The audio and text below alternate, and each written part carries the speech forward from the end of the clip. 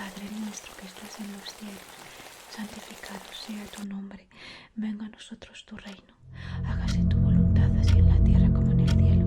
El pan nuestro de cada día, dánosle hoy. Perdónanos nuestras deudas, así como nosotros perdonamos a nuestros deudores.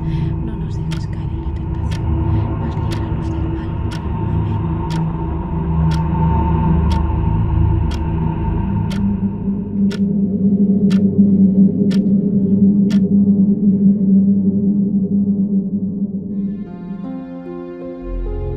Geralmente, quando eu falo sobre algum tópico de terror, tem sempre um ou outro que acha aquilo uma besteira, ou que é tudo falso. E eu não o julgo, mas meus amigos, se você não achar o vídeo de hoje assustador, você não tem mais alma.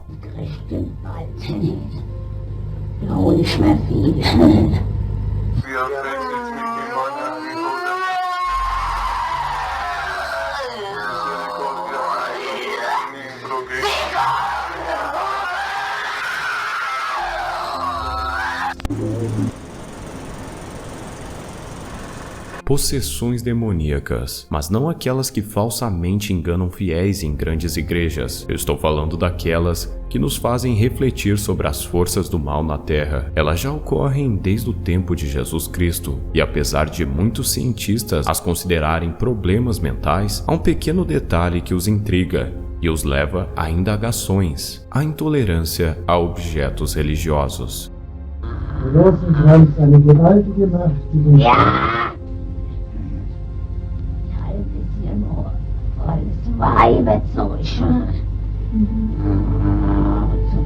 Por isso, há uma discussão. Muitos dizem que esses problemas mentais são causados justamente pelo demônio que está possuindo o indivíduo, enquanto outros, como eu havia falado, preferem pensar que tudo se trata de um problema mental. Pois bem, o caso que mais exemplifica essas discussões é o da famosa Annalise Mitchell, o qual foi inspiração para diversos filmes e séries de terror. Mas quem assistiu às fitas do Exorcismo sabe que eles são bem piores do que qualquer filme já feito. E tudo o que eu vou te falar nesse vídeo aconteceu de verdade. Tudo começou em meados da década de 1970 numa pequena cidade da Alemanha chamada Klingenberg. Lá, nascia uma garota chamada Annalise Mitchell. Filha de uma família profundamente religiosa, ela cresceu em meio às tradições e valores espirituais da igreja. Os seus pais eram fanáticos pela religião e a levavam na igreja pelo menos 2 vezes na semana. Mas apesar disso, Annalise cresceu e foi à escola como uma garota normal, sem apresentar sinais de algo terrível que viria adiante. Quando ela tinha aproximadamente 16 anos, estava na escola quando o primeiro sinal de um mau presságio surgiu. Ela simplesmente desmaiou repentinamente na escola e entrou em um estado de transe. O mais curioso é que ela não se lembrava de absolutamente nada, meio estranho. Mais tarde, naquela mesma noite, ela acordou seus pais de madrugada dizendo que sentia um grande peso em seu corpo e também tinha feito xixi na cama.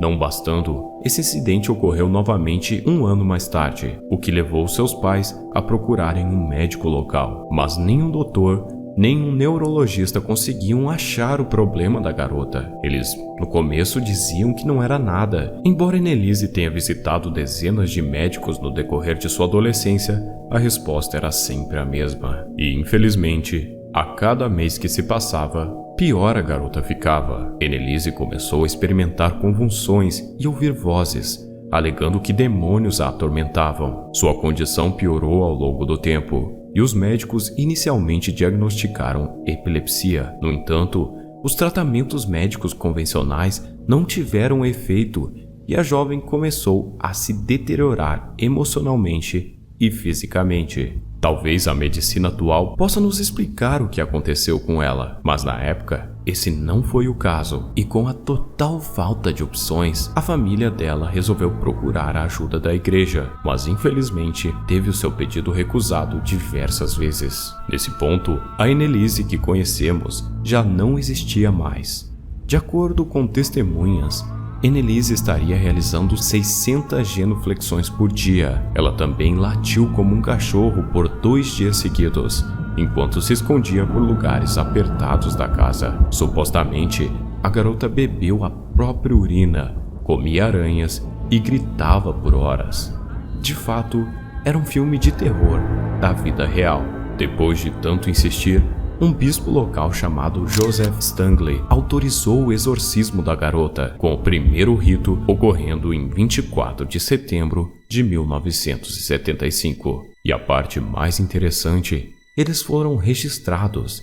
Apesar do fato de que a maioria deles foram arquivados, alguns áudios, fotos e vídeos estão disponíveis na internet. E só os poucos que temos sobre o caso já são mais do que o suficiente. Os tapes do exorcismo são uma das coisas mais bizarras que eu já vi. Eu não vou colocar todos aqui, porque alguns são até mesmo contra as diretrizes. Mas cara, se você estiver vendo esse vídeo sozinho e à noite, eu sinto muito por você.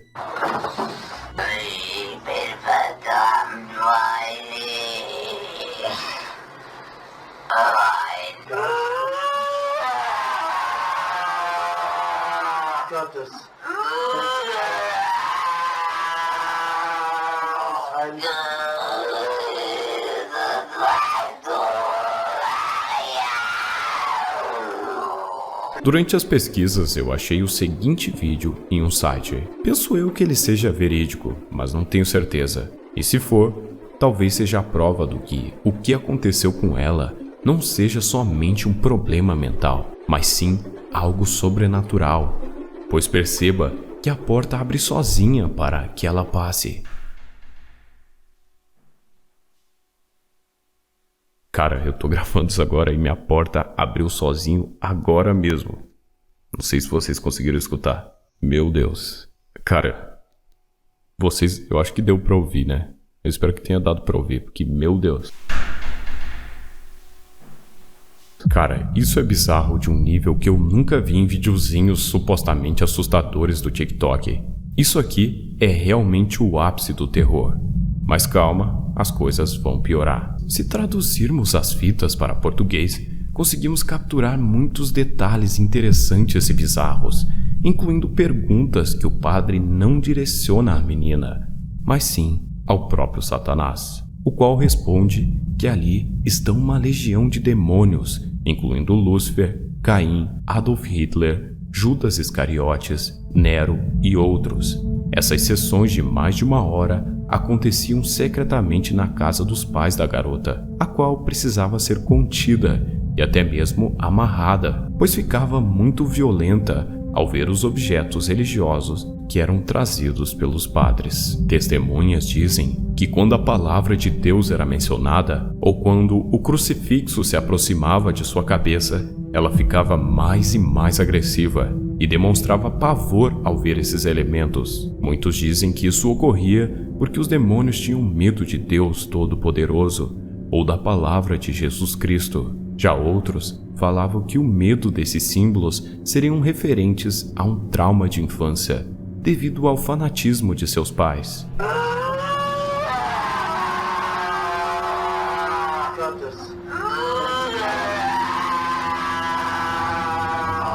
Essas fitas, por geral, são aterrorizadoras. São horas e horas de gritos, gorgolejos culturais misturados com rosnados desumanos, assim como os demônios, cada um deles tornando-se poéticos sobre os horrores do inferno. Ela ainda revela que aqueles padres não tinham poder sobre ela, pois eram todos hereges e não eram verdadeiros diante da palavra de Deus. O suposto demônio que estava nela revela-se ser submisso ao Criador, assim como está na Bíblia. Ele diz que o inferno está forte e que as pessoas não ligam mais para Deus, e que aquilo era bom para eles. Durante essa parte da história, eu me pergunto, tudo isso seria reflexo dos seus problemas mentais somado com seu criatório religioso, ou isso seria uma das provas que o diabo realmente existe? Pelo visto, só vamos saber depois da morte. Ela também disse durante as sessões que as pessoas são estúpidas como porcos. Elas acham que tudo acaba depois da morte. E continua. E Judas dizendo que Hitler não passava de um boca grande que não tinha voz real no inferno. Ao longo dessas sessões, Anneliese Mitchell falava frequentemente sobre morrer para espiar a juventude rebelde da época e os sacerdotes apóstatas da igreja moderna. Apesar de ter quebrado por si só seus joelhos, ela continuava a se mexer e sacudir, e também se ajoelhava constantemente. É como se não sentisse dor. Os medicamentos dados a ela não serviam de nada, e nem mesmo os exorcismos estavam dando resultado, pois ela mesma falava que aqueles padres eram falsos religiosos. No total, ela passou por mais de 67 ritos católicos, e no final ficou irreconhecível, até que em 1976 ela veio a falecer, gerando uma grande série de controvérsias. Os médicos diziam que foi irresponsabilidade dos pais, pois deixaram ela sob cuidados de não profissionais. Os pais diziam que os padres, no fim, não eram santos o suficiente para tirar aquilo dela. Já eles diziam que no final ela tinha recebido as estigmas de Cristo na mão e nos pés, o que significava que ela teria se libertado no final. Ana, mãe da garota, afirma ter visto as mesmas marcas em seu corpo. Ela disse: "Sei que fizemos a escolha certa, porque vi os sinais de Cristo em suas mãos. Ela carregava estigmas. Isso era um sinal de Deus que deveríamos exorcizar os demônios." No final de tudo, seus pais e padres foram julgados e culpados, porém as fitas mostrando que ela mesma se declarava possuída colaboraram para a redução da pena. No final, eles ficaram em liberdade condicional por 3 anos. Nos dias atuais, o túmulo de Anneliese Mitchell tornou-se um local de peregrinação para cristãos que a consideraram uma devota que experimentou sacrifícios extremos para possibilitar a salvação espiritual de muitos. Durante o período de exorcismo e ainda tomando os medicamentos, ela relata que tivera um sonho com a Virgem Maria, que teria lhe dado a opção de ser libertada de seu sofrimento ou continuar seu martírio, para que todos soubessem que o mundo espiritual e as ações demoníacas realmente existem. Anneliese escolheu a segunda opção. No final de tudo, só restou controvérsias, mas eu espero que a sua alma finalmente tenha encontrado a paz que ela não teve em vida. Que Deus a tenha e que descanse em paz.